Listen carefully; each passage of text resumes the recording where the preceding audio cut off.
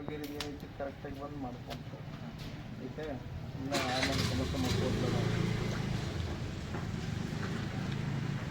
ಒಂದು ಸರಿ ಹೇಳ್ತಾರಪ್ಪ, ನಮಗೆ ಕೊಟ್ಟಾರು ಭೇಟಿ ಆಗೈತಿ ಎಲ್ಲ ಆಗೈತಿ.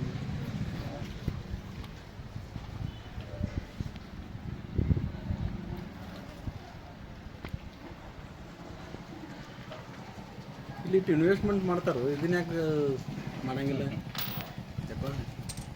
ಅವ್ರು ಗೌಡ್ರಲ್ಲ, ಗೌಡ್ರ ಅದ ರೀ ಗೌಡ್ರ ಈಗೇನು ಕವಡಿಕೆ ನಡೆದವ್ರಿ.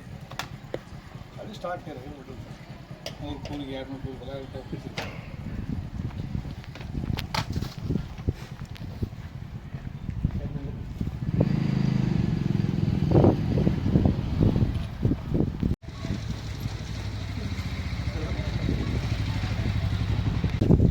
ಇವತ್ತು ಕುಂಬಳಗಿ ಗ್ರಾಮಕ್ಕೆ ಭೇಟಿ ನೀಡಿ ಮಾನ್ಯ ತಾಲೂಕು ಆರೋಗ್ಯಾಧಿಕಾರಿಗಳ ಜೊತೆಗೆ ಭೇಟಿ ನೀಡಿದಾಗ ಕುಂಬಳಗಿ ಸಿಟಿ ಸ್ಕ್ಯಾನ್ ಅಂತ ಒಂದು ಸೆಂಟರ್ ಅನಧಿಕೃತವಾಗಿ ಕಂಡುಬಂದಿತ್ತು.